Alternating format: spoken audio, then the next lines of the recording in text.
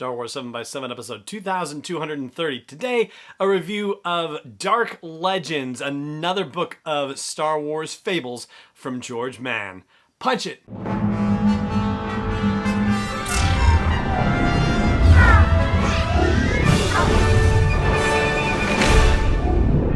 Hey Rebel Rouser, I'm Alan Voivod, and this is Star Wars 7x7, your daily dose of Star Wars joy, and thank you so much for joining me for it. So, George Mann has another book of fables out. This is Dark Legends, and this follows the Myths and Fables book that was released previously. Grant Griffin also does artwork for this one as well, and the artwork is just absolutely stunning. It's billed as a collection of spooky tales and ghost stories that would have kept Luke and Leia awake at night, and so the part of your brain that thinks about these things in terms of canon timelines and whatnot goes, upon hearing that it has to take place maybe prior to the events of Revenge of the Sith, because if Luke and Leia were hearing these tales as kids, then anything that happened in the book had to have happened before that, which, okay, yeah, there's a logic to that, I suppose, but between Myths and Fables and Dark Legends, these are meant to be just that, myths and fables and legends. These are not meant to be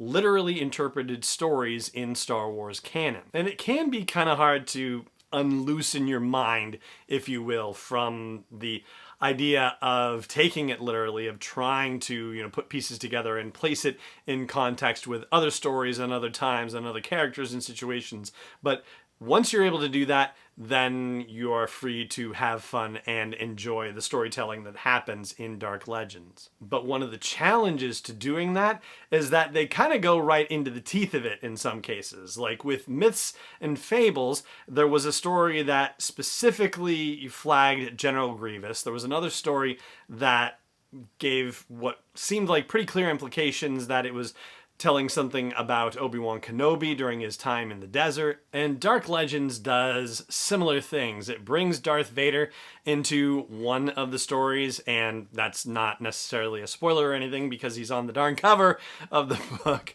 There's an Inquisitor in another one, the Jedi appear elsewhere, Sith appear, Night Sisters appear, Doc Ondar appears from Galaxy's Edge.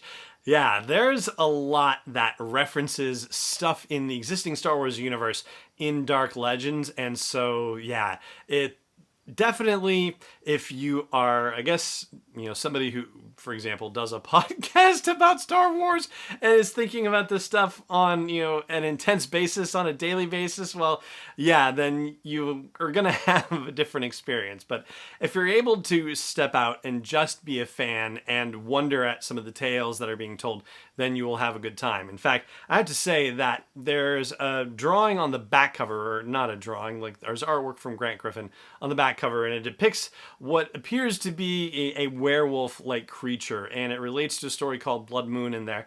I have to say, just based on the artwork and knowing that there was a Blood Moon story in there, or at least something titled that one was probably the one I went into feeling, the least interest in, for lack of a better way of putting it. Like the one that least excited me, going like, they're really going to tell a werewolf tale in Star Wars, and boy oh boy, that turned out to be the most shocking and surprising one. Another one that's also really effectively done is The Orphanage. That's the one that includes an Inquisitor. There's a story that takes place largely on Exegol, which is, now we get to learn more about Exegol, right? And there is a story that actually harkens back to Myths and Fables. And I had a moment reading it where I was going, gosh, this seems familiar. And I was thinking that maybe I was remembering something from having read the Book of Sith recently.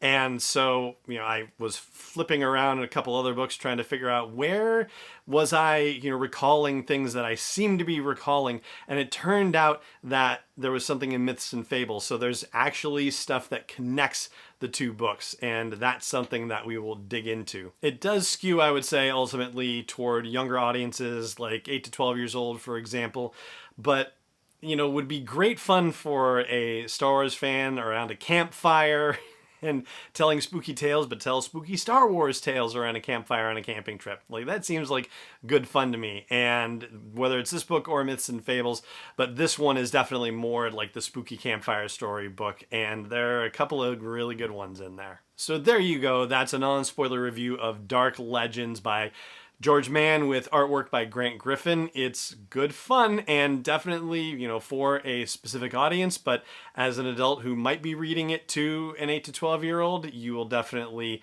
have some good enjoyment of the story and some interesting little things to add to it as you discuss with your young listener. And thank you so much to Disney Lucasfilm Press for sending me an advanced copy for me to check out and talk about with you. Before we go today, I do just want to say that apparently Google is shifting their whole podcast situation, and so Star Wars 7x7 is on Google Podcasts. If that's something that you like to use, then by all means, check out sw7x7.com/Google, and that will take you straight to where Star Wars 7x7 is on Google Podcasts. Please subscribe for free. Heck, if you are not subscribing to the show yet, I hope you will do that for free on any particular podcast app that you enjoy. I'm over at YouTube as well. That's youtube.com/SW7x7. I hope you'll subscribe and share with a friend who likes Star Wars and likes podcasts. That would be really awesome. And that is going to do it for our show today. Thank you so much for joining me for it, as always. And may the Force be with you, wherever in the world you may be.